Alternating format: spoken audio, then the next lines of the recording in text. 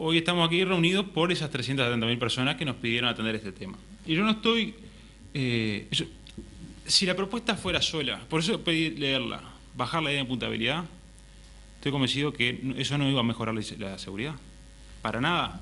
Yo sí solo propongo bajar y llevar a jóvenes de entre 16 y 18 años a Las Rosas, para hablar de Maldonado, no los voy a rehabilitar, al contrario. Y ahí comparto totalmente con la doctora. Eso es imposible. Por eso, cuando pedimos que se lea, es porque esto es parte, bajar la idea de imputabilidad es parte de una herramienta que se plantea en toda esta reforma.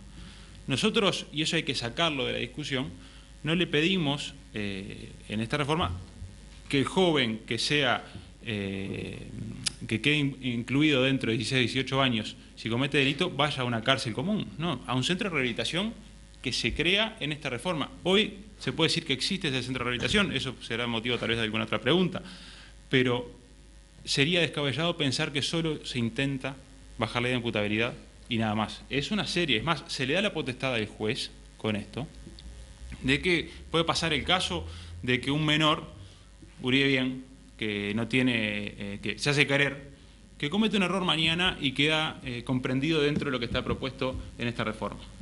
Comete un error, delito grave, tiene que terminar en el juzgado, el detenido, juzgado, procesado, a juez. Y el juez tiene la capacidad con esta reforma, si se ha aprobado, decir que es Uribe por inmadurez, porque no midió las consecuencias. Cometió un error y capaz que se le dé, para decirlo mal y pronto, un susto, y no se tenga que aplicarle a él una condena como se le aplicaría al Código Penal de Adulto. Es descabellado pensar que nosotros proponemos que se baje la idea de imputabilidad para que se le aplique el Código Penal de Adultos a los jóvenes de 16 y 18 años. Es toda una propuesta integral esto. Tiene esos puntos y por eso puntualmente pedimos que se leyera, porque no, lamentablemente se ha transformado la discusión en sí, baja y no baja y nada más, y son un montón de puntos más los que están incluidos aquí que hacen parte de la solución. Yo no sería honesto si les digo que bajando y llevando a Las Rosas jóvenes que cometen delitos con 16 años estamos solucionando el problema, al contrario. Y vuelvo a decir, coincido con todos los que están en contra de esta posición. Estaría generando y formando futuros delincuentes. Lo que tenemos que hacer es, esos muchachos que de 16 a 18 cometen delitos graves, se les mantengan los antecedentes y se lleva a un centro de rehabilitación que se los pueda rehabilitar realmente. Creo que ese es el camino y por eso mantengo. No estamos diciendo que solo bajar por bajar, sino que es parte de una herramienta que se plantea dentro de estos puntos que están previstos en la reforma. Solo bajar es su problema. Bajar, rehabilitar, dar opciones al juez, mantener antecedentes, aporta a mejorar la situación de seguridad del país. Gracias. Evidentemente las preguntas, como están planteadas en abstracto, hay muchas de las cosas que ellos van avanzando que están incluidas en las preguntas que siguen, pero me parece que sirve igual hacerlas de modo tal que puedan explayarse en algunos de los puntos que les quedaron por trabajar, por explicar.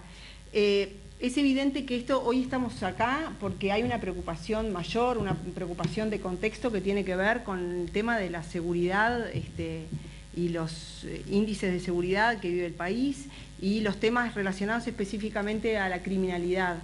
Ahora, también es cierto que estamos discutiendo sobre un punto concreto, que es un texto sobre una reforma concreta que tiene puntos específicos, pero la pregunta tiene que ver con algo de lo que ustedes ya hablaron, pero me gustaría que se explayaran un poco más.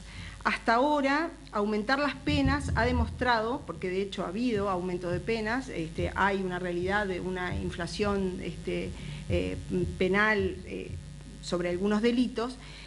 Hasta ahora aumentar las penas ha demostrado no ser una solución para disminuir el delito y la inseguridad. ¿Por qué creen ustedes que este texto que se propone, esta reforma que se propone, debería ser la excepción? Sí, que empieza él. Sí. Para empezar, los datos que están dando, a ver, es la excepción y tenemos que ubicarnos en el contexto cuando se plantea esto. Estamos hablando de 2004-2011, donde la situación de inseguridad era bastante compleja, donde había estudios que yo tengo por acá, uno de Ceres, que hablaba que se había triplicado el número de delitos que participaban menores.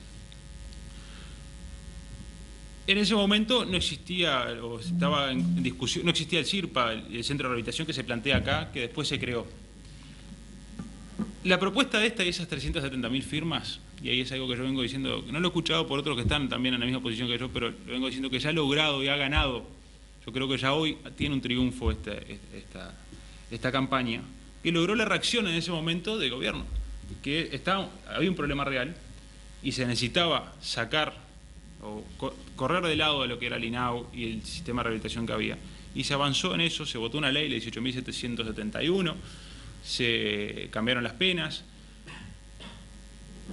pero lamentablemente siguieron pasando determinadas cosas que no, el informe que tenemos acá lo dice, aumentó la cantidad de delitos por parte de menores, la violencia de los delitos, y ahí ya lo que estaría faltando es algo que no se mejora con la reforma, que es mejorar la rehabilitación que tiene que aplicar a los jóvenes, a los menores infractores.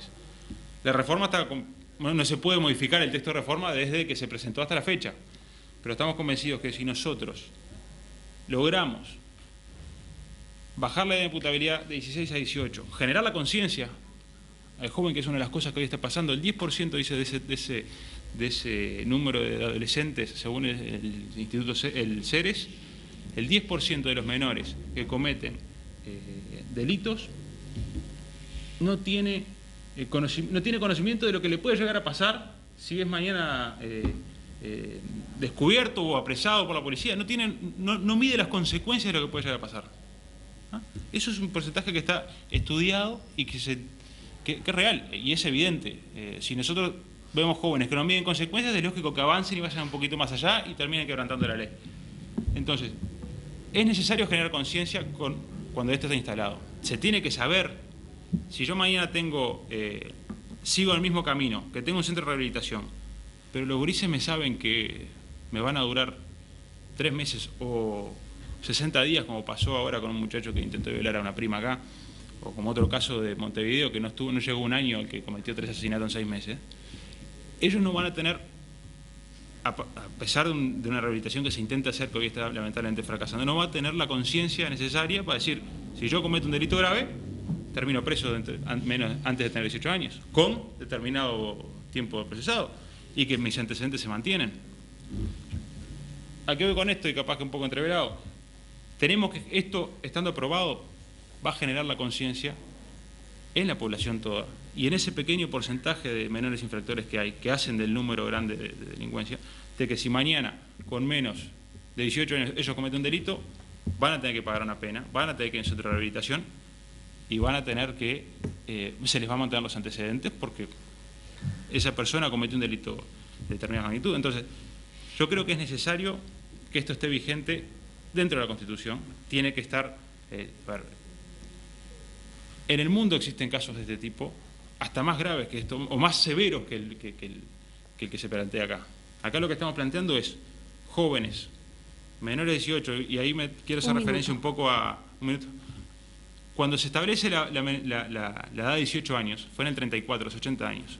Nosotros a los 80 años teníamos otro tipo de cabeza, eso ha evolucionado. Y hoy tenemos casos de jóvenes que son, con 17 años traficantes, tienen 3 muertes encima, lideran bandas y matan para hacerse respetar, con 17 años, y tienen hijos. O sea, tienen una vida de adulto delincuente bastante importante, y si van presos están un mes. A eso es donde tenemos que apuntar con esto. Joven que no esté comprendido dentro de esas características no va a tener que preocuparse. Sí tener presente que existe esto y que si mañana él comete algún delito grave, va a estar comprendido dentro de esto y va a tener que pagar. Gracias. Oye, Neche. Bueno, ¿uso este? Sí, me va a quedar más cómodo. Así no se tienen que pasar el micrófono. Yo estaba escuchando a Adolfo y comparto varias cosas y me parece muy interesante que así como él afirma que no firmó en su momento, también a no la baja hay gente que sí firmó. Porque es cierto que en el 2011 había un clima muy particular que ha cambiado, pero no tanto.